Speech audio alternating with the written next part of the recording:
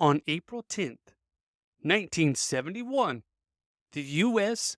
table tennis team, featuring 9 players, 4 officials, and 2 spouses, crossed the bridge from Hong Kong into mainland China, and they were the first group of Americans allowed in China since communists took over in 1949, giving an olive branch for the United States and China to begin diplomatic relations again. Here's the story behind how ping pong was used politically on today's daily sports history.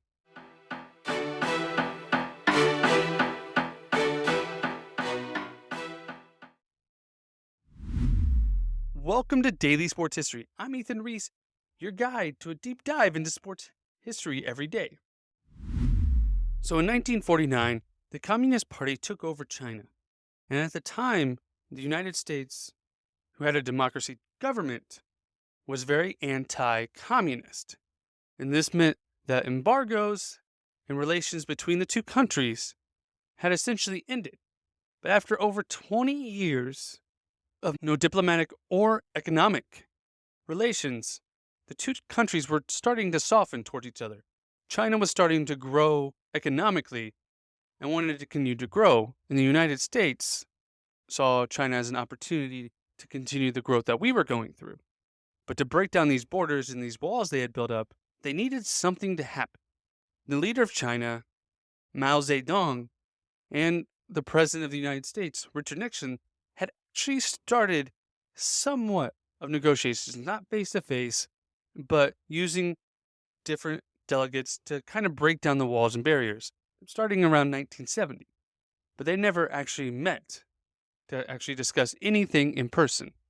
But a random act really opened the floodgates, and it happened with the most unlikely person.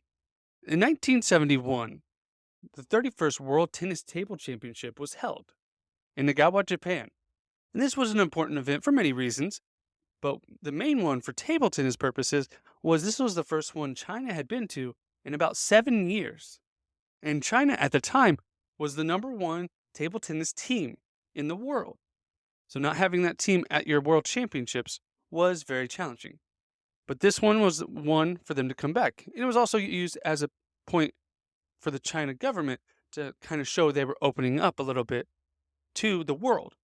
Then you have America's table tennis team, who was more of an upstart team, not ranked very high and didn't have a lot of great players, but they were good enough to make the championship. And one of their players, Glenn Cowan, was a great up-and-coming prospect and won the Junior US Open and the US Open and made the national team. He was excited just for the chance to go to Japan to play. To describe Glenn as he was your classic hippie back from the 1960s and 70s. Wore tie-dye shirts, loved the Beatles, peace, love, and happiness. That was all he was about. You picture a hippie back in the day with his long flowing hair, bandana. That was Glenn. We'll have a picture for him if you want to look on our socials, but he was exactly who you'd think a guy playing ping pong in the 70s would be. And that's even how he behaved. Now, he was actually in a training session for the tournament and got so focused in on his training session, he missed his bus with the rest of the American team. So he just waited 15 minutes for the next bus. And when he got on the bus, it was not obviously the American team. It was the China team who was on the bus, but they were going to the same place. So they allowed him on the bus. But the Chinese team was a little standoffish. They had grown up in the world of America is bad. Everything America stands for is bad. Don't talk to Americans. Don't be a part of American culture. Everything to do with Americans bad. However, Glenn went over and shook Zhao Zedong's hand because he knew of Zedong because he was the #1 tennis player in the world. And just the chance to meet him was a great moment for Glenn. And Zedong shook his hand and wanted to present a gift to him. And he looked in and he found a screen printing in his bag of the Haozing Mountains in China and presented it to Glenn. Now, Glenn also wanted to present a gift back to Zedong, but all he had was combs in his bag, and he thought it wouldn't really be a nice thing to give. So later on, when at the championship, he was able to bring a shirt that he had with a peace sign emblem on it that was red, white, and blue that said "Let It Be" under it. lyrics from the Beatles, showing his hippie-like style and the two diverse gifts that they were giving each other. Now this moment was captured by cameras by all the media that was there covering the event, especially China, as this was their first world championship in years, and they had a large media following for the team. And this made worldwide news, seeing the two countries that had been at odds for so long having an exchange of gifts. They asked Glenn in these interviews after taking these pictures, would he ever want to go to China? And he said, absolutely. I want to go anywhere I haven't been, whether it be Argentina, Australia, China, anywhere. He said, of course, I want to go to China. And this, not only did it get to the U.S. and President Nixon, it got to Mao Zedong, the leader of the Communist Party in China. And this led them to do something unprecedented that they had never done before.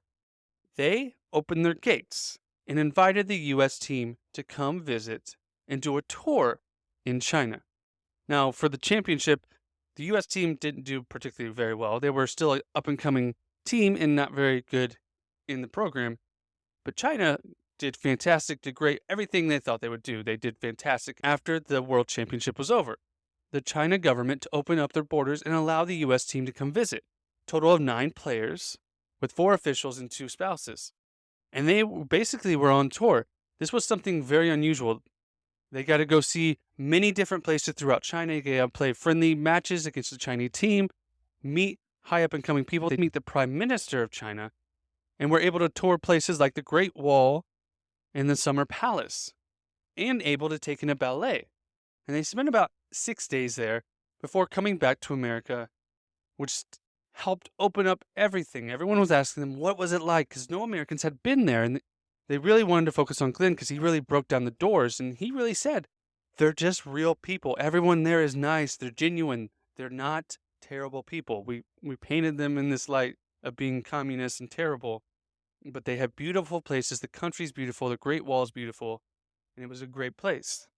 And the U.S. and China used this as a kind of opening the book on what they could do. And on June 10th that same year, the U.S. government lifted the embargo against China. And less than a year later, in February of 1972, President Richard Nixon would visit Shanghai, being the first president to visit China, creating a working relationship between the two countries.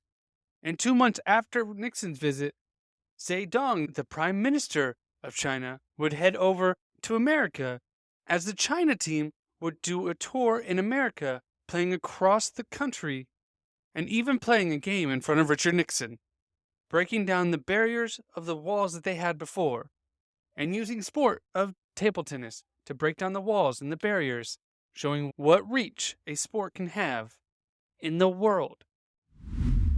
Thank you for listening to today's Daily Sports History.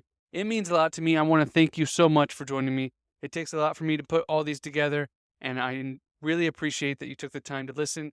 And I would love for you to come back and tell a friend to join you so you guys can talk about all the history you guys are learning together.